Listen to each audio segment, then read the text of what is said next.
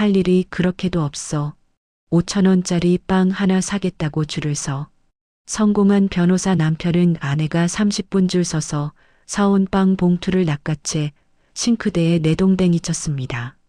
집구석에만 처박혀 있는 여편네가 돈 쓰는 귀신이 붙었나? 내가 매달 5천만 원씩 벌어다 주니까 돈 버는 게 아주 쉬워 보이지? 15년간 결혼 생활과 육아, 그리고 시어머니 봉양까지 모든 것을 희생한 아내에게 돌아온 건 모욕과 멸시뿐이었습니다. 하지만 남편 박형규는 몰랐습니다.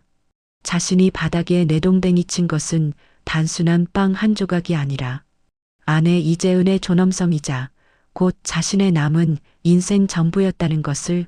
오늘의 사연, 그 비극적인 서막을 올리겠습니다. 토요일 오후 2시 서울 성수동의 한 유명 베이커리 앞은 이른바 빵지순례를 온 사람들로 긴 줄이 가득했습니다. 젊은 연인들부터 가족 단위 손님들까지 모두가 5원짜리 소금버터 크림빵을 사기 위해 기꺼이 30분을 헌납하는 풍경이었습니다. 재은은 이 줄의 한가운데 서 있었지만 그녀의 표정에는 유행을 좇는 지루함이나 설렘 대신 날카로운 관찰과 미세한 경멸이 감겨 있었습니다. 아줌마, 빵 하나 사는데 이렇게 줄 서야 해요? 뒤에 선 젊은 여자가 투덜거렸습니다.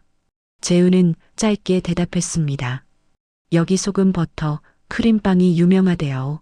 저도 한번 먹어보려고요. 그녀의 시선은 베이커리 유리창 너머로 고정되어 있었습니다. 안에서는 빵이 컨베이어 벨트를 타고 빠르게 구워져 나오고 있었습니다.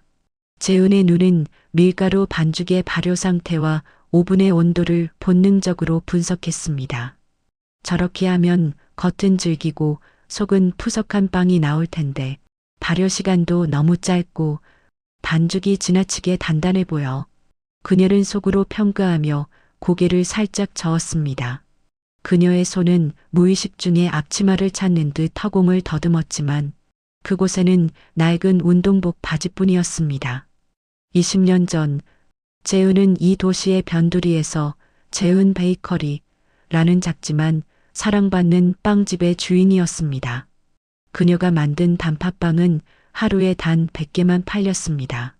빵은 그녀의 자부심이자 정체성이었고 새벽 4시부터 저녁 늦게까지 땀 흘려 일하는 그녀의 모습은 누구에게도 의존하지 않는 독립적인 여성이었습니다. 당시 재은의 빵집 구석 테이블에는 매일 아침 7시 어김없이 나타나던 청년이 있었습니다. 낡은 정장에 두꺼운 법전을 들고 하루 종일 법정과 씨름하던 고시생 박형규였습니다. 재은 씨, 오늘도 단팥빵 남겨놨죠? 형규는 재은이 건네는 갓 구운 단팥빵을 받아들 때마다 세상에서 가장 행복한 표정을 지었습니다. 형규가 언젠가 빵을 베어 물더니 갑자기 눈물을 흘린 날이 있었습니다. 왜 그래요? 빵에 뭐 문제라도? 재은이 놀라 묻자 형규는 손등으로 눈물을 닦았습니다. 아니에요. 어머니가 이 단팥빵을 참 좋아하셨거든요. 이 빵을 드셔보시면 참 좋아하셨을 텐데. 형규는 10살 때 돌아가신 어머니에 대한 그리움을 토로했고 재훈은 따뜻한 커피 한 잔을 서비스로 내려주곤 했습니다. 열심히 공부해서 꼭 합격하세요. 그게 저에게 보답하는 거예요. 재훈의 따뜻한 마음은 고독했던 형규에게 유일한 안식처였습니다. 당시 형규에게 재훈은 단순한 빵집 주인이 아니라 그의 결핍을 채워주는 천사이자 구원자였습니다. 베이커리 직원이 갈색 종이봉투에 빵을 담아 건네주었습니다. 5,000원입니다. 사장님이 새벽부터 직접 만드신 거예요. 재은이 카드를 내밀며 빵을 받아들자마자 봉투 밖으로 느껴지는 반죽의 결을 살폈습니다. 과발효됐네. 기공이 너무 크고 불규칙해. 손가락으로 살짝 눌러보니 탄력이 약했고 소금 결정은 한쪽에 몰려 있어. 그녀의 머릿속에는 이미 이 빵에 대한 10가지 개선 방안이 떠올랐습니다. 하지만 그녀는 지금 그저 남편의 돈 5원을 쓰고 온 아내일 뿐이었습니다. 지하철역으로 내려가며 20년 전 기억은 무거운 현실로 돌아왔습니다. 합격 발표날, 형규는 빵집 한가운데서 무릎을 꿇고 프러포즈했습니다. 재훈 씨, 나와 결혼해줘요. 당신과 함께라면 뭐든 할 수 있을 것 같아요. 그녀는 밀가루 묻은 앞치마를 두 손으로 꼭 쥐고 눈물을 흘렸습니다. 그의 간절함은 진실해 보였고 재은은 사랑하는 남자의 성공을 위해 자신의 작은 왕국 빵집 문을 닫았습니다.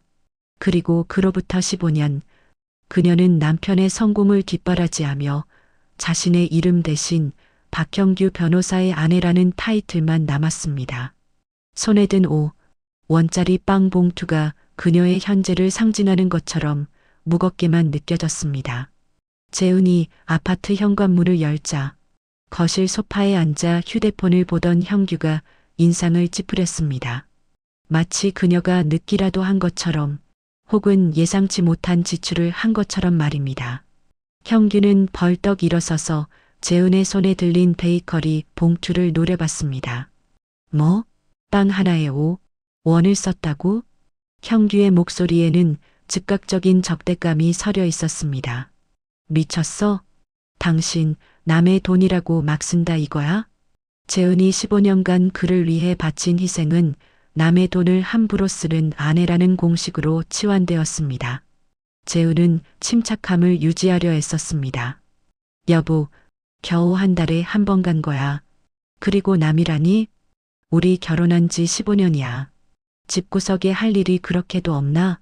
집 앞에 1원짜리 빵집이 널렸는데 비싼 빵집 가서 5원짜리 빵 사겠다고 줄을 서?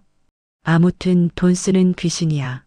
이것은 단순한 소비 습관에 대한 지적이 아니라 아내의 시간과 선택 자체를 무가치하게 여기는 남편의 뿌리 깊은 통제욕이었습니다. 형규가 성큼 다가와 봉투를 낚아채듯 빼앗았습니다. 이게 뭐가 그렇게 특별하다고? 그는 봉투를 그대로 싱크대에 내던졌고 종이봉투가 찢어지며 5원짜리 소금버터 크림빵이 바닥으로 굴러떨어졌습니다. 재은의 숨이 멈췄습니다. 바닥에 떨어진 것은 빵이 아니라 그녀가 30분 동안 기꺼이 기다리며 느꼈던 작은 자존심의 마지막 조각이었습니다. 그녀는 황급히 빵을 주우려 했지만 형규가 가로막았습니다. 넌 내가 돈을 쉽게 버는 줄 알아? 내가 이 집에서 유일하게 돈 버는 사람인 거 잊었어? 그런데 감히 이런 사치를 해. 그의 붉어진 얼굴은 성공한 변호사의 모습이 아닌 돈으로 모든 것을 지배하려는 폭군이었습니다. 이 5,000원짜리 빵은 결국 재은에게 경제적 독립 없이는 존엄도 없다는 냉혹한 현실을 가르쳐주는 가장 비참한 스승이었습니다. 5,000원이 뭐가 그렇게 큰 돈이라고 재은이 작게 중얼거렸습니다. 그녀는 15년 전 하루에 5억만 원씩 매출을 올리던 작지만 떳떳한 가게의 주인이었습니다. 그 5원은 그녀에게 결코 큰 돈이 아니었지만 남편의 손을 거치는 순간 존엄성을 저당 잡히는 대가가 되었습니다. 뭐? 지금 말대꾸하는 거야? 어디서 남편 말에 토를 달아. 형규가 손가락질을 하며 재은에게 다가섰습니다. 그의 얼굴은 분노로 붉게 달아올라 있었습니다. 집에서 직접 만들어 먹으면 될 것을 빵집 하던 여편 내가 빵을 돈 주고 사 먹어? 형규의 시선이 부어 칸쪽 수납장으로 향했습니다. 그곳에는 재은이 결혼하면서 빵집을 정리했지만 도저히 버릴 수 없어 남겨두었던 그녀의 과거와 꿈이 고스란히 봉인된 성소였습니다. 전자저울, 독일제 반죽기, 스테인리스 볼, 각종 고급 틀들이 깔끔하게 정리되어 있었습니다. 만들어 먹지도 않을 거면 이런 건 왜 아직도 갖고 있어? 빵집 문 닫은 지가 10년이 넘었는데 형규는 이제 그녀의 소비 습관을 넘어 그녀의 추억과 정체성까지 지우려 했습니다. 그건 추억이야. 내 전부였어. 재은이 떨리는 목소리로 말했지만 형규는 비웃었습니다. 추억? 웃기고 있네. 안 쓸 거면 이것도 다 갖다 버려. 이것 때문에 부엌이 좁잖아. 형규가 수납장으로 향하자 재우는 본능적으로 앞을 막아섰습니다. 안 돼. 이것만은 제발 건드리지 마. 이것들은 그녀가 가진 유일한 정신적인 독립 공간이었습니다. 재은의 간절함에도 불구하고 형규는 그녀를 옆으로 거칠게 밀쳤고 재은은 그대로 벽에 부딪히며 작은 신음을 흘렸습니다. 아, 시끄러워. 연극하지 마. 형규가 수납장을 열고 도구들을 하나씩 거내기 시작했습니다. 쾅, 5천만 원짜리 산업용 반죽기가 복도 바닥에 쿵 하고 떨어졌습니다.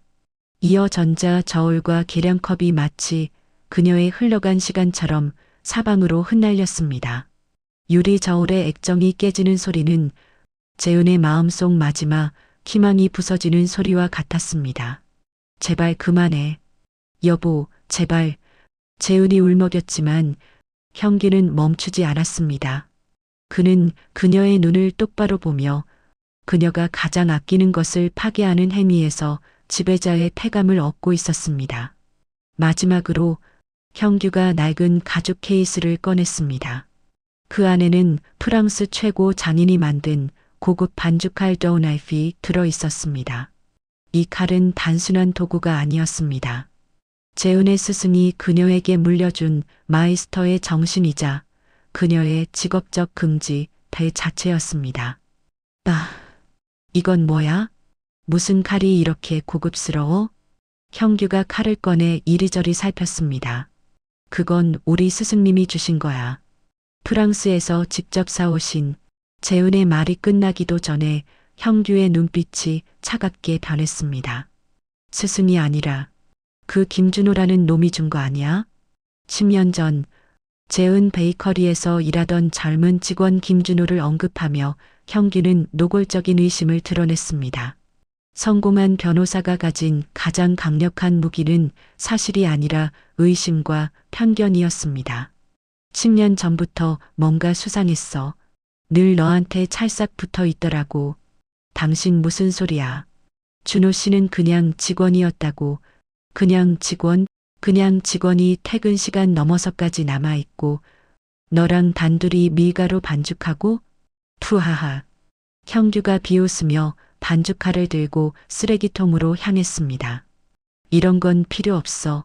쓸모없는 것들. 안 돼. 제발 그 칼만은. 재은이 형규의 팔을 잡자 형규는 그녀를 뿌리치며 소리쳤습니다. 손 떼. 여긴 내 집이야. 집도 절도 없는 너희 모녀. 내가 없으면 당장 길거리에 나앉을 주제에 형규는 반죽칼을 들고 서재로 들어가 문을 쾅 닫아버렸습니다. 재은은 복도에 어지럽게 널린 도구들을 보며 무릎 꿇고 주저앉았습니다.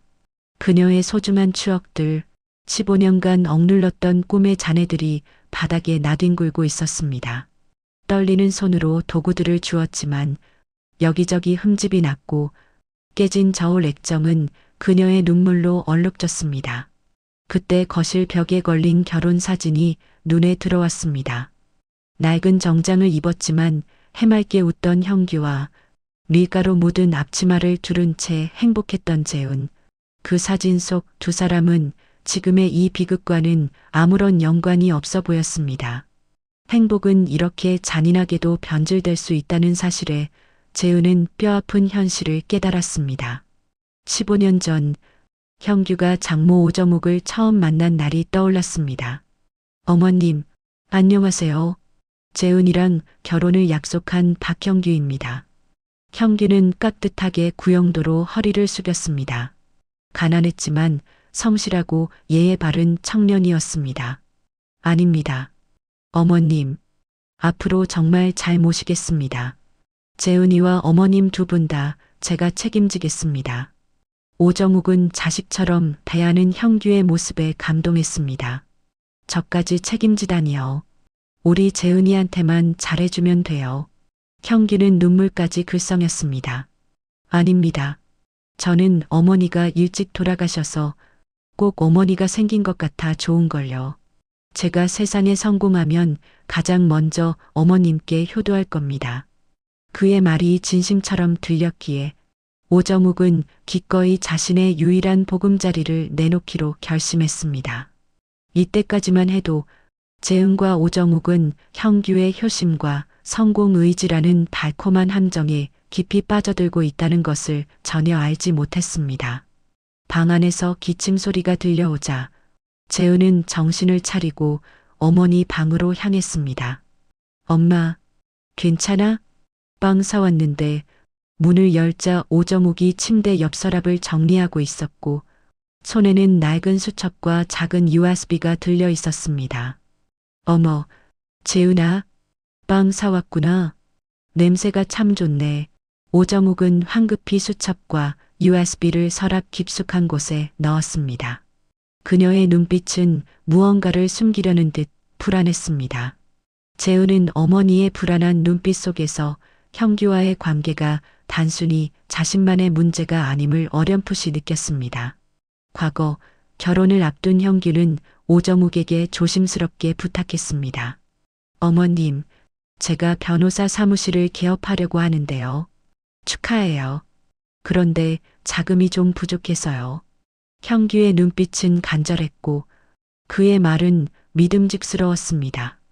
그는 자신의 꿈을 위해 가장 약하고 순수한 사람의 마음을 이용할 계획을 세우고 있었습니다. 혹시 어머님 댁을 팔아 돈을 좀 빌려주실 수 없을까요? 대신 제가 돈 갚을 때까진 어머님을 모시고 살겠습니다. 어머님도 적적하시지 않고 좋지 않을까요? 오정욱은 잠시 망설였지만 딸의 행복과 사위의 성공에 대한 믿음이 더 컸습니다.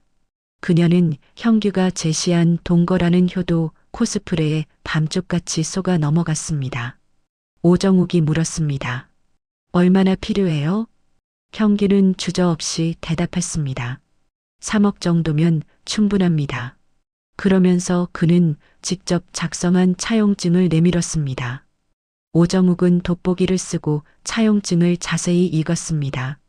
거기에는 매년 수익의 20%를 이자로 지급하며 이자를 못 낼 시에는 회사 지분의 절반 50%를 넘긴다는 충격적인 특약사항이 적혀 있었습니다. 저를 믿어주세요. 어머님, 제가 직접 쓴 차용증이니 법적으로 문제 없습니다. 형규는 눈물까지 글썽이며 오정욱의 손을 꼭 잡았습니다. 어머님, 정말 감사합니다. 이 은혜 절대 잊지 않겠습니다. 어머님 덕분에 제가 새 출발을 할 수 있게 됐습니다. 꼭 성공해서 보답하겠습니다. 오정욱은 딸 재은이가 믿는 사람이니 자신도 믿어야 한다고 생각했습니다. 그녀는 형규의 눈물을 진실한 약속으로 받아들였습니다. 이 순간 오정욱의 집은 딸의 행복을 위한 투자가 아닌 사위의 성공을 위한 가장 위험한 담보물이 되었습니다. 현재 어머니 방에 들어온 재우는 싱크대로 가서 바닥에 떨어진 빵을 주웠습니다. 봉투는 찢어졌지만 다행히 비닐 포장은 멀쩡했습니다. 엄마, 그럼 여기서 같이 먹자. 30분 기다려서 사온 유명한 빵이래. 재은이 빵을 반으로 나누어 어머니에게 건넸습니다. 이거 비싸 보이는데 너 형규한테 또 혼났지? 괜찮아. 엄마, 한 달에 한 번 정도는 괜찮잖아. 오정욱은 딸의 부은 눈을 보며 마음 아파했습니다. 재은아, 사는 게 참 힘들지? 오정욱의 눈빛은 15년간 이 집에서 벌어진 모든 불행의 그림자를 알고 있는 듯했습니다. 난 괜찮아. 엄마, 엄마가 더 힘들지? 재은과 오정욱은 씁쓸한 표정으로 빵을 나누어 먹었습니다. 왜 이렇게 됐을까? 처음엔 형규가 그렇게 착했는데 오정욱이 중얼거리자 재은은 씁쓸하게 대답했습니다. 엄마, 사람은 변하나 봐. 그것도 아주 무섭게.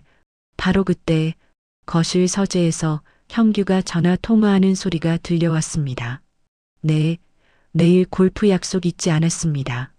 아, 그거는 제가 알아서 처리하겠습니다. 다음 주 비행기 표 예약건도 문제 없습니다. 그 소리에 오정욱의 몸이 움찔했습니다. 그녀의 귀는 형규의 목소리에 극도로 민감하게 반응했습니다. 재은은 조용히 방문을 닫고 잠갔고 모녀는 서로를 바라보며 쓸쓸하게 웃었습니다. 어머니 방의 문이 닫히는 순간 그 작은 공간은 형규의 지배로부터 벗어난 유일한 안식처가 되었습니다.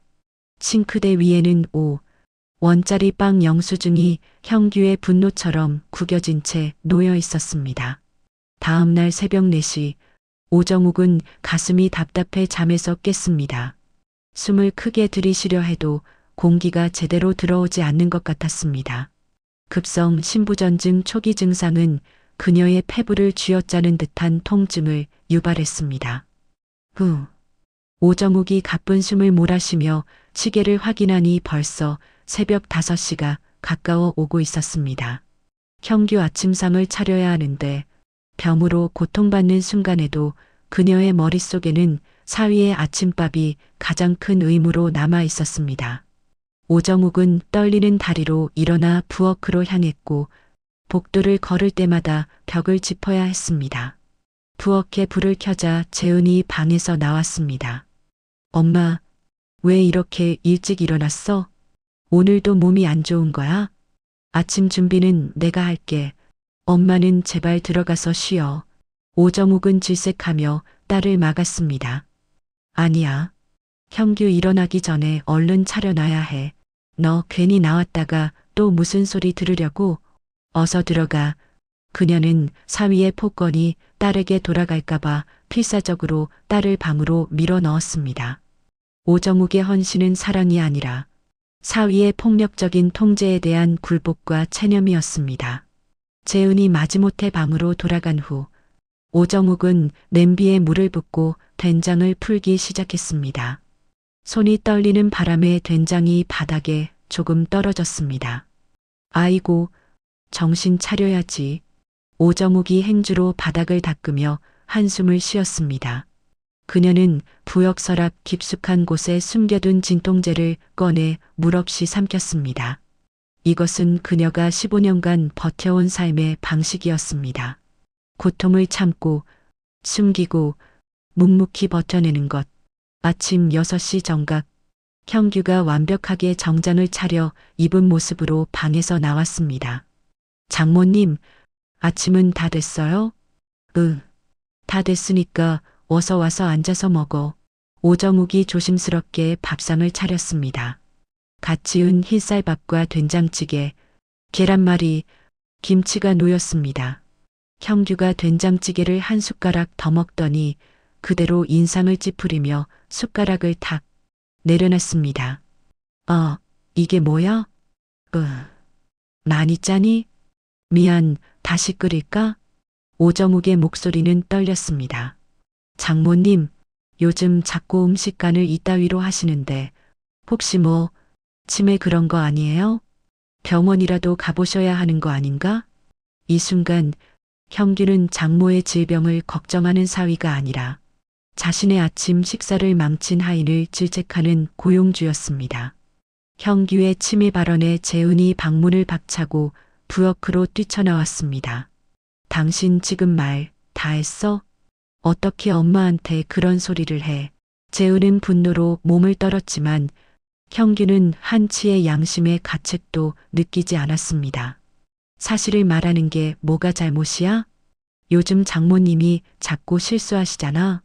냄새나는 묵은 된장으로 찌개를 끓이시질 않나. 실수는 누구나 할 수 있어. 엄마가 매일 새벽같이 일어나서 당신 밥 차려주시는 게 얼마나 힘든 일인데. 재은의 눈에는 눈물이 고였습니다. 하지만 형규는 어이없다는 듯이 자리에서 벌떡 일어났습니다. 고생은 내가 하지. 이 집에서 유일하게 돈 버는 사람이 누군데? 내가 매달 5천만 원씩 벌어다 주니까 당신이랑 장모님이 이 집에서 발 뻗고 편하게 사는 거 아니야? 그것도 몰라? 돈이 전부가 아니잖아. 돈이 전부가 아니라고? 그럼 나가서 살아봐. 당장 길바닥에 나앉을 주제에. 형규의 말은 화산처럼 폭발했습니다. 그는 식탁을 발로 걷어차자 그릇들이 요란하게 덜그럭거렸고 된장찌개 국물이 식탁에 튀었습니다. 그의 분노는 자신의 성공이 오롯이 그의 힘만으로 이루어졌다는 착각에서 비롯된 통제불능의 오만이었습니다. 오정욱이 떨리는 목소리로 끼어들었습니다. 형규야, 내가 잘못했어. 미안, 다시 끓여줄게. 됐어요. 입맛 다 떨어졌어. 형규가 현관으로 향하며 계속 중얼거렸습니다. 내가 지금 얼마나 큰 사건을 맡고 있는지 알아? 대기업 폐장 사건이야. 스트레스 받아 죽겠는데 집에서까지 이런 대접을 받아야 하나? 쓸모없는 것들. 밥 하나 제대로 못하면서. 이윽고 문이 쾅 닫히는 소리가 집안에 울렸습니다. 형규가 나간 후 오정욱은 식탁에 그대로 주저앉았습니다. 가슴을 쥐어짜는 듯한 통증이 다시 시작됐기 때문입니다. 엄마, 엄마. 재은이 달려와 어머니를 부축했습니다. 괜찮아. 그냥 좀 어지러워서. 오정욱이 일어나려다 그만 다시 비틀거렸습니다. 엄마, 안 되겠어. 병원 가자. 이러다 정말 큰일 나. 재은이 다급하게 말했습니다. 아니야. 안 가. 병원비가 얼만데? 형규가 알면. 오정욱은 병원비 걱정과 사위의 눈치를 동시에 보고 있었습니다. 형규가 알면 뭐. 그 인간이 무서워서 엄마 죽는 꼴을 보라고? 나 절대 그렇게 못해. 오정욱은 딸의 손을 꽉 잡으며 애원했습니다. 재은아, 제발, 나 정말 괜찮아. 조금만 쉬면 나아질 거야. 제발. 재은은 결국 어머니를 방으로 모실 수밖에 없었지만 오정욱의 얼굴은 창백하게 질려 있었습니다. 가정폭력의 가장 무서운 점은 피해자가 가해자의 눈치를 보며 스스로를 방치하게 만든다는 것이었습니다. 오후가 되자 오정욱의 상태는 호전되었지만 재은은 어머니의 증상이 심상치 않음을 직감하고 결국 쓰러진 어머니를 업고 응급실로 달려갔습니다. 응급실 의사는 급성 신부전 초기 증상을 언급하며 당장 입원과 집중 치료가 필요하며 치료가 늦어지면 생명이 위험할 수 있다고 경고했습니다. 재은의 다리에 힘이 풀려 그 자리에 주저앉을 뻔했습니다. 당장 입원시켜주세요. 의사는 무표정하게 말했습니다. 원무과에서 입원 수속부터 하시면 됩니다. 입원 보증금 5점석만 원이 필요합니다. 재은은 떨리는 손으로 형규에게 전화를 걸었습니다. 형규야, 큰일 났어. 엄마가 쓰러져서. 야, 나 지금 바쁜 시간인 거 몰라? 재판 준비 중이라고. 형규의 짜증 섞인 목소리가 재은의 귀를 찔렀습니다. 엄마가 신부전이래. 당장 입원해야 한대.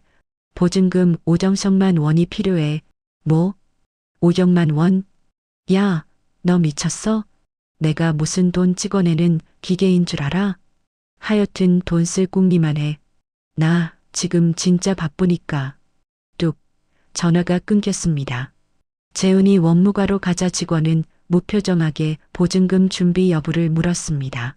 재은이 휴대폰 뱅킹을 확인했지만 잔고는 3만 원뿐이었습니다. 그나마 형규가 마지못해 이체해준 돈은 고작 5억만 원이었습니다. 5억만 원이요. 이걸로는 입원 보증금이 안 돼요. 재은은 간호사의 말에 절망했습니다. 응급실 한 구석 시끄러운 간이 침대에 링거줄만 꽂힌 채 방치된 어머니를 보니 가슴이 찢어졌습니다. 그녀는 15년 전 하루에 5천만 원씩 벌던 빵집 주인이었습니다. 그런 그녀가 지금 5천만 원이 없어 어머니를 죽음의 문턱으로 내몰고 있었습니다. 우리 엄마가 죽을 수도 있다니까. 재은의 눈물 섞인 호소에도 형규는 끝내 오지 않았습니다. 대신 그가 현관으로 향하며 마지막으로 뱉은 말이 재은의 귀에 맴돌았습니다. 나 지금 골프 약속 늦었어. 중요한 접대라고. 비켜. 그날 밤 재은은 딱딱한 응급실 의자에서 쪽잠을 잤습니다. 통장에 찍힌 500 원은 그녀가 짊어진 굴욕의 무게였습니다. 그녀는 과거를 떠올렸습니다. 형규의 고시원 월세 3억만 원을 매달 대신 내주고 따뜻한 밥을 먹이던 시절. 재은아, 이번 달도 부탁해.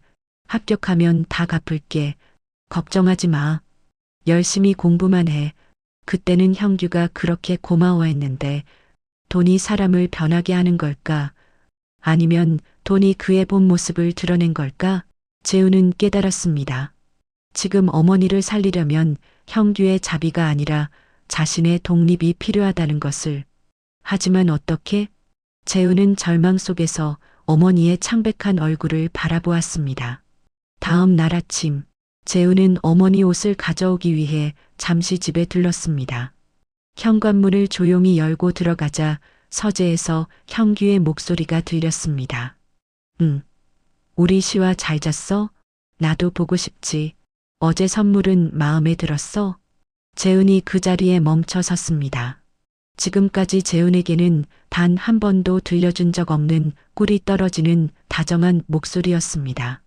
알았어. 다음 주만 기다려. 응. 몰디브 가서 우리 실컷 즐기자. 재은이 서재 문틈으로 들여다봤습니다. 형규가 노트북 화면 속 여성의 사진을 보며 미소 짓고 있었습니다. 그의 완벽한 이중 생활은 재은에게는 감당할 수 없는 배신감으로 다가왔습니다. 형규가 전화를 끊고 나오자 재은은 황급히 화장실로 숨었습니다. 형규가 출근한 후 재은은 떨리는 다리로 서재로 들어갔습니다. 다행히 노트북은 켜져 있었고 비밀번호도 자동 로그인이 되어 있었습니다. 그녀는 마치 도굴꾼처럼 형규의 사생활을 파헤치기 시작했습니다. 재은이 은행 사이트를 열자 거래 내역이 화면에 떴습니다. 충격적이게도 최근 6개월간 매달릴 정정만 원씩 자동 이체되어 있었습니다. 김 씨와 명의의 강남 오피스텔 관리비 8억만 원과 외제차 리스비 리성령만 원, 매달 일 28억만 원을 아내와 장모에게는 오심성만 원도 아까워하던 사람이 쏟아붓고 있었습니다. 재은이 떨리는 손으로 아산아슬 여러 김씨와를 검색하자 곧 그녀의 프로필이 나타났습니다. 김씨아, 50세, 플로리스트, 사진을 클릭하자 형규와 함께 찍은 듯한 여행 사진들이 가득했습니다. 스크롤을 내리던 재은은 그만 숨이 멎을 뻔했습니다. 그것은 소금, 버터, 크림빵이 수십 개씩 쌓여 있는 사진이었습니다. 바로 재은이 줄 서서 샀고 형규가 바닥에 내동댕이 쳤던 그 5원짜리 빵이었습니다. 게시물에는 이렇게 쓰여 있었습니다. 바쁜 변호사 남자 친구가 새벽부터 줄 서 사다 준 빵. 한 입에어 물 때마다 사랑을 느껴요. 댓글에는 형규가 보낸 메시지가 있었습니다. 치와를 위해서라면 매일 아침 줄을 설 수 있어. 당신이 좋아하는 모든 걸 주고 싶어. 사랑의 영원히. 재은의 눈에서 뜨거운 눈물이 쏟아졌습니다. 자신에게는 5원도 아까워하며 모욕을 주던 사람이 내 언녀에게는 자신이 버린 그 빵을 매일 아침 줄까지 서서 받다 바치고 있었습니다. 이 빵은 단순한 빵이 아니었습니다. 5,000원짜리 빵은 형규의 위선과 재은에 대한 경멸의 완벽한 증거였습니다. 재은이 노트북을 닫자 다리에 힘이 풀려 그대로 바닥에 주저앉았습니다. 우리 엄마는 5억년만 원이 없어서 응급실 구석에 누워 있는데 재은은 오열했습니다. 어머니의 옷을 챙기기 위해 옷장으로 향하던 중 거실 탁자 위에 놓인 형규의 골프채 영수증이 눈에 들어왔습니다. 골프채 세트 8억년만 원. 재은은 영수증을 손에 쥐고 분노로 구겨 던졌습니다. 병실로 돌아가는 택시 안에서 재은은 차창 밖을 보며 결심했습니다. 그래, 몰디브 실컷 즐겨. 돌아오면 내가 지옥이 뭔지 똑똑히 보여줄게. 그녀의 눈물은 이제 슬픔이 아닌 강철 같은 결의로 바뀌어 있었습니다. 그날 밤 9시 응급실 간이 침대에 누워있던 오정욱이 천천히 눈을 떴습니다. 재은아, 엄마 정신 들어. 나 보여. 재은이 어머니의 손을 꼭 잡자 얼음장 같았던 손에 온기가 돌아오고 있었습니다. 형규는 왔다 갔니? 오정욱은 첫마디로 사위를 찾았습니다. 재은이 입술을 깨물며 고개를 저었습니다. 안 왔어. 바쁘대. 그럴 줄 알았어. 오정욱은 놀란 표정 없이 그저 딸을 가만히 바라봤습니다. 엄마, 나 오늘 그 인간 바람 피우는 거 봤어. 재우는 낮에 있었던 일을 털어놓았습니다. 매달 1,000만 원씩 보내고 있더라. 그리고 더 기가 막힌 게 뭔지 알아? 내가 사온 5원짜리 빵. 나한테는 바닥에 내던지더니 그 빵을 그 여자한테는 매일 사다 줬대. 재미있지? 재훈이 오열했습니다.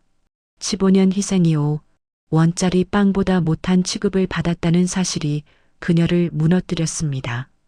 엄마 집 팔아서 사무실 차려준 것부터 내 빵집 포기하고 15년 동안 그 인간 뒷바라지만 한 게 다 허실이었어. 오정욱이 눈물을 흘리며 딸의 손을 잡았습니다. 재은아, 사실 엄마는 알고 있었어. 처음부터. 재은은 충격에 어머니를 바라봤습니다. 뭐? 그런데 왜 나한테 말 안 했어? 엄마는 이걸 다 알면서 그 인간한테 그렇게 구박받고 밥 차려주고 나 때문에 참고 산 거야? 네가 상처받을까 봐. 그리고 내가 이 말을 꺼내면 네 결혼 생활이 끝날 것 같았어. 내 딸 불행하게 만들고 싶지 않았어. 오정욱은 침묵의 이유를 고백했습니다. 15년간의 침묵은 체념이 아닌 딸을 위한 긴 기록이자 준비였습니다. 엄마 때문이 아니야. 그 인간이 나쁜 거지. 알아. 그러니까 이제는 네가 진실을 마주하고 새로운 삶을 시작할 때야. 재은은 어머니를 꼭 안았습니다. 모녀는 처음으로 서로의 상처를 확인하고 반격이라는 공동의 목표를 갖게 되었습니다. 이제 더 이상 혼자가 아니었습니다. 다음 날 오전, 재은은 어머니를 일반 병실로 옮긴 후 병원 로비에서 입원 수속 서류를 작성하고 있었습니다. 그때 익숙한 목소리가 들렸습니다. 저기, 혹시 이재은 씨 아니세요? 형규 사무소의 전직 직원이었던 정민수였습니다. 정민수는 재은의 초췌한 모습을 안타깝게 바라봤습니다. 재은 씨, 제가 정말 이런 말 드릴 게 맞는지 모르겠는데 정민수가 주위를 한번 둘러보더니 목소리를 낮췄습니다. 그 박형규 변호사, 요즘 아주 대놓고 바람 피우고 다녀요. 사무실에 웬 여자를 데리고 와서는 직원들한테 여사님이라고 부르라고 시키고 있어요. 재은의 얼굴이 차갑게 굳었습니다. 그녀는 이미 알고 있는 사실이었지만 외부인의 입을 통해 듣는 것은 또 다른 분노를 유발했습니다. 정민수는 재은의 표정을 보고 확신했습니다. 재은 씨, 그것뿐만이 아니에요. 다음 주에 출장 간다고 했죠? 그거 거짓말이에요. 그 여자랑 몰디브로 여행 간대요. 제가 비행기 표 예약 내역을 봤어요. 정민수는 명함을 꺼냈습니다.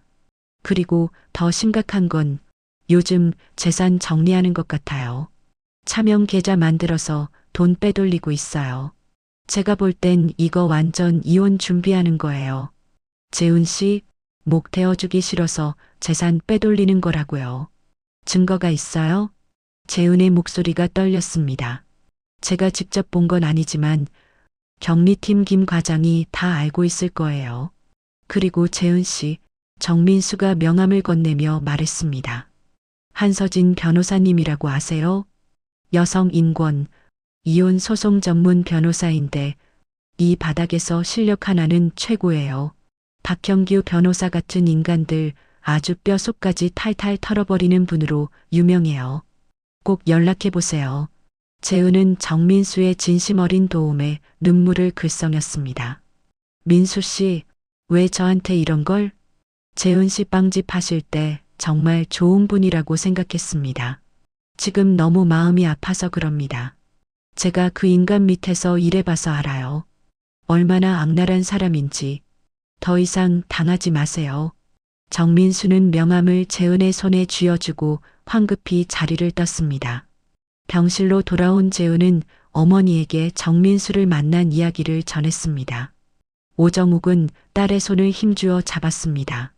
재은아, 이제 이건 내게 줄 때가 된 것 같구나. 오정욱이 침대 옆 가방에서 누런 서류 봉투를 꺼냈습니다. 엄마, 이게 뭐야? 재훈이 봉투를 열자 그 안에서 아주 오래된 서류가 나왔습니다. 15년 전 박형규의 자필 서명과 인감 도장이 찍힌 차용증이었습니다. 재훈이 차용증을 자세히 읽기 시작했습니다. 금 3억 원을 차용하고 매년 수익의 20%를 이자로 지급, 이자 미납 시 사무실 지분 50%를 양도한다. 재은은 놀라 숨을 멈췄습니다. 엄마, 이거 형규 자필 서명이란 인감 도장까지. 형규는 15년 동안 단 한 번도 약속한 이자를 안 줬어. 오정욱은 담담하게 말했습니다. 그리고 이 USB에는 그동안 형규가 나한테 전화로 욕설하고 협박한 내용들 다 들어있어. 15년 동안 이렇게 혼자서 너를 위해서야. 언젠가는 꼭 필요한 날이 올 줄 알았어. 오정욱이 봉투 깊숙한 곳에서 또 다른 서류 뭉치를 꺼냈습니다. 엄마, 이건 또 뭐야? 형규가 나한테 빌린 돈으로 사무실 차린 후에 클라이언트들한테 받은 돈 중 일부를 빼돌린 내역이야. 형규 사무실 경리였던 박씨 아줌마가 형규한테 당한 게 많아서 정의감으로 몰래 복사해서 나한테 준 거야. 금액이 1억이나 된다고 하더구나. 그 돈으로 경기도에 빌딩도 샀어. 물론 다른 사람 이름으로. 재은은 서류 뭉치를 꽉 쥐었습니다. 손이 분노로 떨렸습니다. 이것은 단순한 서류가 아니었습니다. 15년간 두 여인이 당해온 모욕과 희생, 그리고 어머니의 뼈를 깎는 인내가 응축된 최후의 무기였습니다. 이제 그 인간한테서 독립할 때가 됐어. 더 이상은 못 참아. 그래, 재은아, 이제 시작이야. 재은은 곧바로 휴대폰을 꺼내 정민수가 준 명함에 적힌 번호를 눌렀습니다. 여보세요. 한서진 변호사님 되십니까? 저는 박형규 변호사 아내 이재은입니다. 재은의 목소리는 더 이상 떨리지 않았습니다. 다음 날 오전 10시, 재은과 오정욱은 강남의 한 법률 사무소에 도착했습니다. 한서진 변호사는 40대 중반의 카리스마 있는 여성이었습니다. 어서 오세요. 이재은 씨, 정민수 씨한테 얘기는 들었습니다. 일단 이 서류들을 볼까요? 한서진은 차용증을 받아들고 안경을 고쳤으며 꼼꼼히 읽었습니다. 그녀의 입가에 옅은 미소가 번졌습니다. 이재은 씨, 이 차용증 이거 진짜예요? 박형규 변호사 자필 서명에 인간 도장까지? 와, 매년 수익의 20% 이자 지급, 미납 시 사무실 지분 50% 양도. 기가 막히네. 이거 법적으로 완벽해요. 빼도 박도 못해요. 정말 15년 동안 이자 한 번도 안 받았다고요? 한서진이 계산기를 꺼내 빠르게 두드렸습니다. 박 변호사 연수익 월 5천이면 연 6억, 20%면 1억 2천, 15년이면 와, 이자만 18억이에요. 재은의 눈이 커졌습니다. 네, 18억이요? 그래요. 원금 3억에 이자까지 총 2억. 만약 이 돈을 못 갚겠다?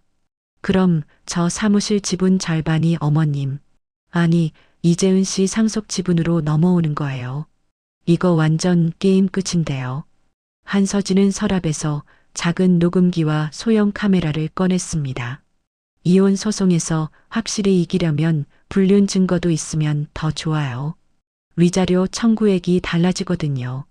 박형규 같은 쓰레기는 제가 아주 뼛속까지 탈탈 털어드릴게요.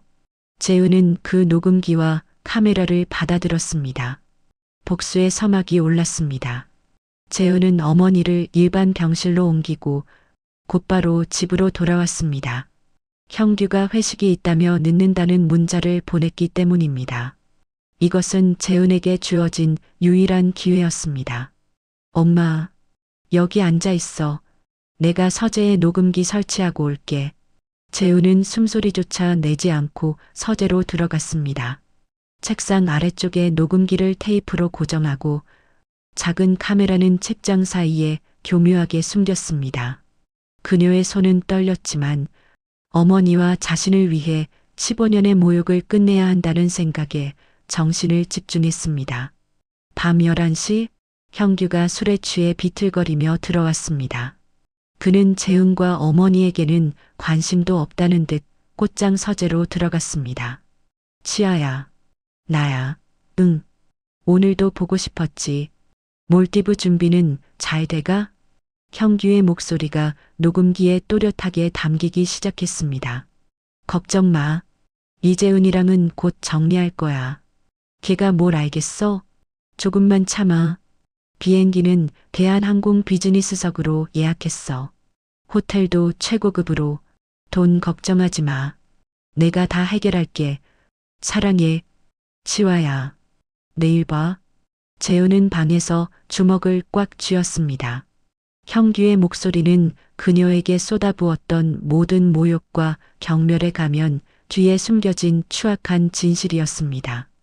일주일 후 형규가 몰디브에서 돌아오는 날 아침, 재훈은 평소처럼 아침 준비를 하고 있었습니다.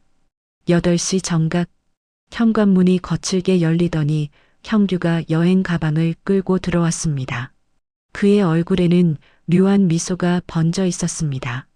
어서 와. 출장은 잘 다녀왔어? 재훈이 애써 미소를 지으며 말했습니다. 출장? 그래. 아주 잘 다녀왔지. 아니, 그 전에 너한테 줄 선물이 있어.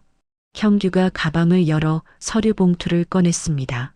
겉봉투가 법원 봉투였습니다. 자, 받아. 내가 주는 특별한 선물이야. 재훈이 떨리는 손으로 봉투를 받아 열자 이혼 소장이라는 굵은 글자가 눈에 들어왔습니다. 이게 뭐야? 보면 알잖아. 이혼 소장이야. 내가 먼저 접수했어. 형규가 거실로 들어가 소파에 앉으며 다리를 꼬았습니다. 어때? 놀랐어? 네가 내 뒤에서 뭘 준비하는지 내가 다 알고 있었거든. 무슨 소리야? 내가 뭘 준비했다는 거야? 한서진 변호사 만났다며? 정민수 그 자식이 소개해줬다고. 재훈의 얼굴이 창백해졌습니다. 어떻게?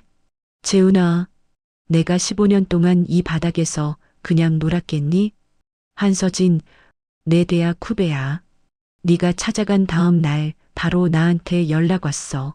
네가 무슨 서류 쪼가리 들고 갔는지 다 들었어. 재훈이 소장을 읽기 시작했습니다. 피고 이재훈은 정신적으로 불안정하여 정상적인 결혼 생활이 불가능하며 망상과 피해의식에 사로잡혀 있음.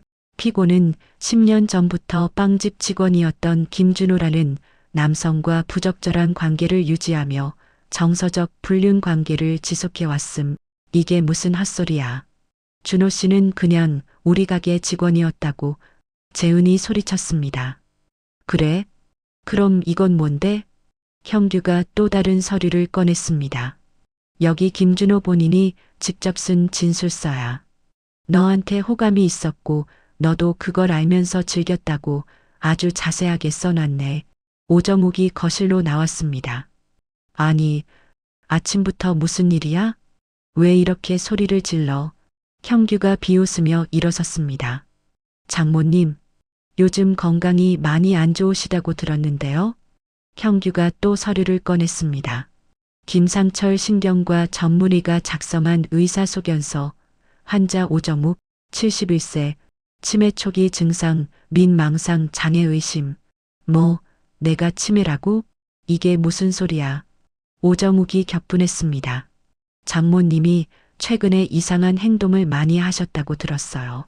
없는 일을 있다고 하시고, 과거 일을 현재처럼 착각하시고, 법정에서 증명해 보시죠. 아, 그런데 치매 환자 증언은 법적으로 신빙성이 없어서 말입니다. 푸하하. 형규는 장모의 건강을 악의적으로 이용하여 딸의 증언까지 무력화시키려는 악랄한 계략을 꾸몄습니다. 재훈이 서류를 내던졌습니다. 너 이거 다 조작이잖아. 김상철 그 인간 네 골프 친구잖아. 조작? 그럼 증명해봐. 그리고 더 중요한 게 있어. 이 집 말이야. 이 집 혼인 전 재산이야.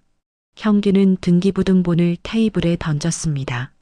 여기 똑똑히 찍혀 있네. 소유자 박형규. 취득일자는 우리 결혼 2년 전. 그러니까 나가셔야 해요. 48시간 안에. 이미 법원에 강제집행 신청도 다 해놨어. 재우는 충격에 휩싸였습니다. 48시간, 이틀 안에 20년을 살아온 집에서 쫓겨날 위기에 처한 것입니다.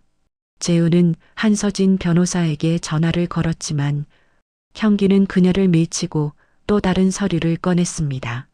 접근금지 가처분 신청서. 네가 정신적으로 불안정해서 나한테 위협이 된다고 신청했어. 곧 연락 올 거야. 그때부터는 나한테 100m 이내 접근 금지야. 경찰을 피해 어머니를 모시고 반지하 월세방으로 도피하기 전 재우는 마지막으로 창고로 달려갔습니다. 그곳에 있어야 할 그녀의 제빵 도구들이 모두 사라져 있었습니다. 내 제빵 도구들 어디 갔지? 창고는 텅 비어 있었습니다. 형규가 비웃으며 문을 열고 나왔습니다. 아, 그 쓸모없는 고철 덩어리들 버렸어. 재활용도 안 되는 거라 그냥 쓰레기차 불렀어. 아침에 싹 다 실어갔을 거야. 그게 네 인생 전부이긴 하겠다. 투. 재은은 무릎에 힘이 풀려 그대로 주저앉았습니다. 형규는 그녀의 집뿐 아니라 그녀의 과거와 미래까지 완벽하게 지워버리려 했습니다. 절망적인 순간 재은의 휴대폰이 울렸습니다. 모르는 번호였습니다. 여보세요? 저기 이재은 씨 되시죠? 저 김준호 아내예요. 여자의 울먹이는 목소리가 들렸습니다. 우리 남편이 재은 씨한테 큰 잘못을 했어요. 박형규 변호사가 우리 아들 의대 등록금 4년치 8천만 원을 내준다고 했대요. 그래서 그 거짓 진술서를 쓴 거군요. 남편이 매일 술 마시면서 울어요. 재은 씨한테 죄스러워서 죽겠다고. 그래서 법정에는 절대로 안 나간다고 했어요. 법정 증언은 안 한다고요. 이것은 형규의 완벽해 보였던 계략에 생긴 최초의 금이었습니다. 형규는 돈으로 모든 것을 살 수 있다고 믿었지만 양심과 정의는 돈으로 살 수 없었습니다. 재우는 주먹을 꽉 쥐었습니다. 그래, 우리가 이길 수 있어. 박형규, 네가 싼 똥, 네 손으로 치우게 될 거야. 쫓겨난 후 재은과 오정욱은 반지하 월세방에 임시 거처를 마련했습니다. 초라한 환경이었지만 그곳에는 형규의 폭력과 멸시가 없었습니다. 며칠 후 한서진 변호사가 찾아왔습니다. 재은과 오정욱은 모아온 모든 증거를 테이블 위에 펼쳤습니다.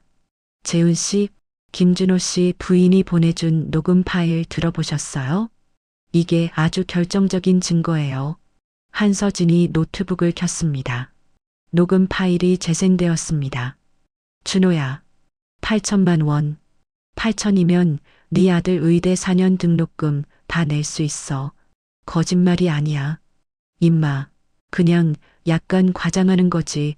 너희가 친했던 건 사실이잖아. 여기 진술서에 서명만 해. 그럼 돈은 바로 입금해 줄게. 재은이 분노로 주먹을 쥐었습니다. 이 녹취는 형규가 돈으로 증인을 매수했다는 명백한 범죄 증거였습니다. 오정욱이 가방에서 USB를 꺼냈습니다. 한 변호사, 이것도 좀 들어봐요. 박서방이 15년 동안 나한테 보낸 음성 메시지들이에요. 한서진이 USB를 노트북에 연결했습니다. 첫 번째 파일이 재생되었습니다. 음성 15년 전 형규 장모님. 정말 감사합니다. 장모님 덕분에 제가 변호사 사무실을 열 수 있게 됐어요. 이 은혜는 제가 죽을 때까지 잊지 않겠습니다. 두 번째 파일, 음성 10년 전 형규 장모님. 형규입니다. 오늘 첫 수임료를 받았어요. 다 장모님 덕분이에요. 곧 이자부터 갚기 시작할게요. 한서진은 놀라움을 금치 못했습니다. 어머님, 이런 메시지가 50개가 넘어요? 박형규 변호사가 자신의 효심과 감사를 스스로 녹취해뒀군요. 게다가 이자는 한 번도 지급하지 않았고요. 15년 전의 따뜻한 약속은 현재의 배신을 증명하는 가장 강력한 무기가 되었습니다. 바로 그때 재은의 휴대폰이 울렸습니다. 형규 사무실 격리팀 박주연이었습니다. 1시간 후 근처 카페에서 박주연을 만났습니다. 재은 씨, 저 이제 그 사무실 그만둘 거예요. 더 이상 그 인간 밑에서 못 참겠어요. 박주연은 서류 봉투를 꺼냈습니다. 박형규 변호사가 클라이언트들한테 받은 수임료 중에서 30%를 빼돌렸어요. 그 돈을 전부 김 씨야 계좌로 보냈어요. 여기 증거예요. 탈세 금액만 1억이 넘어요. 한서진은 서류를 살펴봤습니다. 이건 명백한 횡령이네요. 바로 형사 고발감이에요. 박주연은 마지막 말을 던졌습니다. 그리고 내일 저녁에 사무소 확장 파티 있는 거 아시죠? 박형규 변호사가 그 자리에서 김씨아를 약혼자로 공식 발표한대요. 재은이 분노로 입술을 깨물었습니다. 아직 이혼도 하지 않은 아내가 48시간 내에 쫓겨난 상황에서 남편은 호화 파티에서 내언녀를 약혼자로 소개하려 하다니 뻔뻔함의 극치였습니다. 한서진이 재은을 보며 말했습니다. 재은 씨, 내일 그 파티에 가시죠. 우리가 준비한 이 증거들 전부 다 들고요. 박형규 변호사의 진짜 약점이 뭔지 아세요? 자만심이요. 자기가 최고인 줄 알아서 이렇게 증거를 줄줄 흘리고 다니죠. 이번엔 우리가 이겨요. 아니, 제가 꼭 이기게 해드릴게요. 다음 날 저녁 7시 강남의 한 특급 호텔 연회장, 박형규 법률사무소 확장 이전 기념 파티라는 현수막이 걸려 있었습니다. 재은과 오정욱은 한서진, 정민수와 함께 로비에서 마지막 점검을 했습니다. 네 사람이 연회장으로 들어서자 화려한 조명 아래 법조계 인사들과 클라이언트들이 가득했습니다. 형규는 단상에서 김시아와 함께 샴페인을 들고 있었습니다. 여러분 감사합니다. 오늘은 제 인생에서 가장 기쁜 날입니다. 제 옆에 있는 아름다운 분, 김시아 씨를 소개합니다. 제 약혼자입니다. 박수 소리가 터져 나왔습니다. 바로 그때 재은이 앞으로 나섰습니다. 잠깐만요. 모든 시선이 재은에게 쏠리자 형규의 얼굴이 이그러졌습니다. 이재은, 네가 왜 여기 있어? 경비, 뭐해? 저 여자 당장 끌어내. 나도 할 말이 있어서 왔어. 여러분, 저는 박형규 변호사의 아내 이재은입니다. 웅성거림이 일어났습니다. 재은이 단상으로 올라갔습니다. 네, 아직 이혼하지 않았습니다. 그리고 여러분이 알아야 할 진실이 있습니다. 15년 전 박형규 변호사는 제 어머니의 집을 담보로 3억을 빌려 이 사무실을 차렸습니다. 여기 그 차용증 원본입니다. 15년 동안 단 한 푼도 갚지 않았어요. 곧바로 한서진 변호사가 마이크를 받았습니다. 저는 이재은 씨의 변호인 한서진입니다. 박형규 변호사는 아내를 내쫓기 위해 허위 진술로 악의적인 이혼 소송을 제기했습니다. 한서진이 노트북을 연결했습니다. 준우야, 8천만 원이면 충분하지. 그냥 진술서에 서명만 해. 이재은을 정신병자로 만들어야 이혼이 쉬워. 연회장 전체가 충격에 휩싸였습니다. 정민수가 나섰습니다. 저는 박형규 변호사 사무실의 전 직원 정민수입니다. 박 변호사가 클라이언트 수임료의 30%를 횡령해서 저기 있는 김시아 씨에게 보낸 걸 똑똑히 목격했습니다. 김시아가 몰래 빠져나가려 했지만 입구에서 보안 요원에게 막혔습니다. 죄송합니다. 밖에서 경찰이 기다리고 있습니다. 박주연 격리팀 직원도 5년치 횡령 장부를 들고 나섰습니다. 재은이 다시 마이크를 잡았습니다. 박형규는 저와 제 어머니를 길거리로 내쫓고 저희 어머니를 치매 환자로 몰았습니다. 하지만 여기 박형규 변호사가 15년 동안 저희 어머니께 보낸 음성 메시지가 있습니다. 음성이 재생되었습니다. 장모님, 이 은혜는 죽을 때까지 잊지 않겠습니다. 장모님이 계셔서 정말 든든합니다. 형규의 얼굴은 창백해졌고 파티장은 아수라장이 되었습니다. 재은이 형규 앞에 섰습니다. 박형규, 이제 끝이야. 네가 우리한테 한 짓 하나도 빠짐없이 다 돌려받을 거야.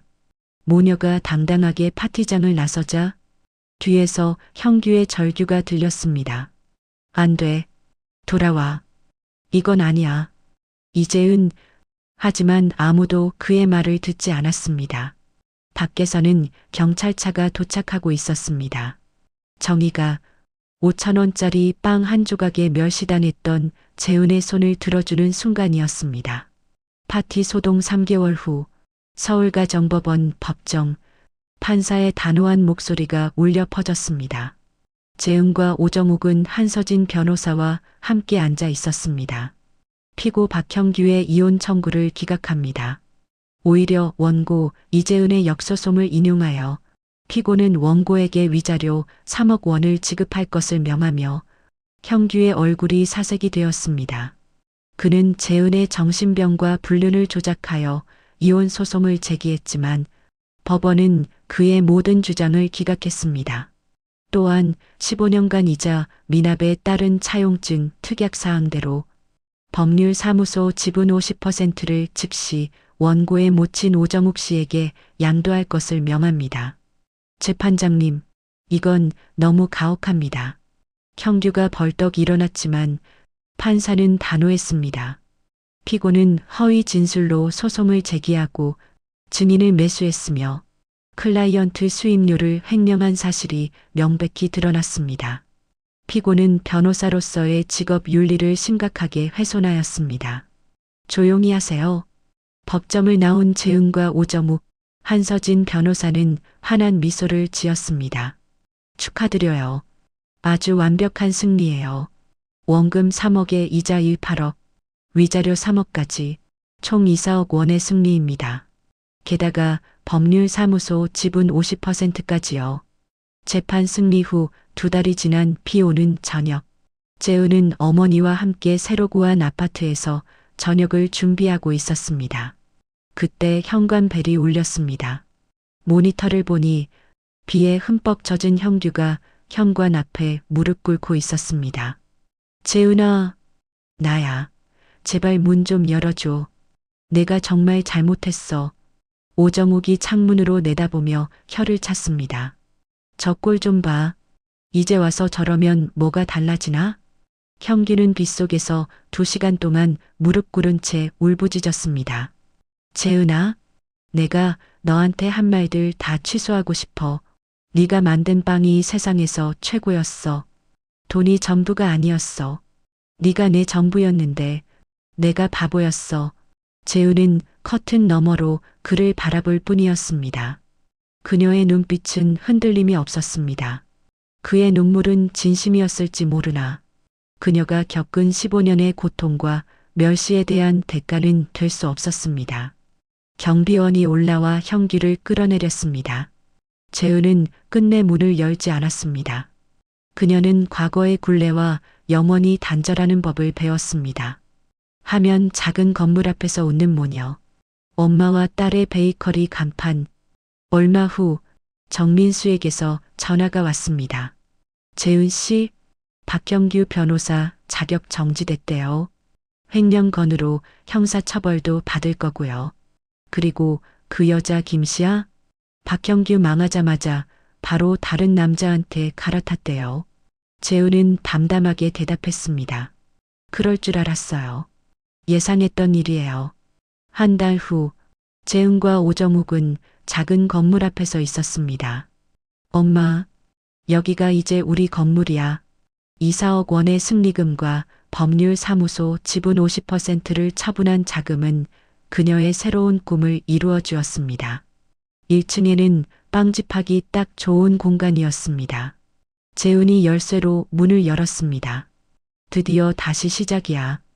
엄마, 엄마와 딸의 베이커리. 1년 후 봄날, 엄마와 딸의 베이커리는 동네 명소가 되어 있었습니다. 재은은 하얀 제빵사 복장을 입고 주방에서 빵을 들고 나왔습니다. 오정욱은 계산대에서 손님을 밝게 맞았습니다. 아이고, 우리 딸, 드디어 제빵 마이스터 합격했다면서요? 아이고, 내가 얼마나 기쁘던지. 축하를 위해 찾아온 한서진 변호사에게 오정욱은 자랑스럽게 말했습니다. 재은은 수줍게 웃었습니다. 네, 운 좋게 드디어 합격했어요. 베이커리 2주년 기념일. 재은과 오정욱은 테라스에 앉아 케이크를 먹고 있었습니다. 엄마, 이거 새로 만든 독립기념 케이크예요. 맛 좀 봐. 오정욱이 한 입 먹고 미소 지었습니다. 어쩜 정말 맛있다. 달지도 않고 고소하네. 이제 우리 마음대로 하고 살 수 있어서 너무 좋아. 재은이 어머니의 손을 잡았습니다. 맞아, 엄마. 돌이켜보면 형규와 있었던 그 지독한 일이 이제는 고마워. 그 일이 없었으면 우리가 이렇게 강해질 수 있었을까? 이렇게 진짜 행복이 뭔지 알 수 있었을까? 이제 재은의 빵에는 특별한 맛이 담겨 있었습니다. 자유의 맛, 독립의 맛, 그리고 모녀의 굳건한 사랑이 만들어낸 행복의 맛이었습니다. 그녀의 인생은 5원짜리 빵에 짓밟힌 비극으로 끝난 것이 아니라 수십억 원의 정의와 제빵 마이스터라는 새로운 꿈으로 다시 태어났습니다. 때로는 인생에서 가장 힘든 순간이 가장 큰 전환점이 되기도 합니다. 시련은 우리를 더 강하게 만들고 진정한 자신을 찾게 해줍니다. 재은의 이야기는 누군가의 눈치를 보며 살아가고 있는 모든 이들에게 나이도 환경도 결코 꿈을 막을 수 없다. 는 작은 용기와 희망이 될 것입니다.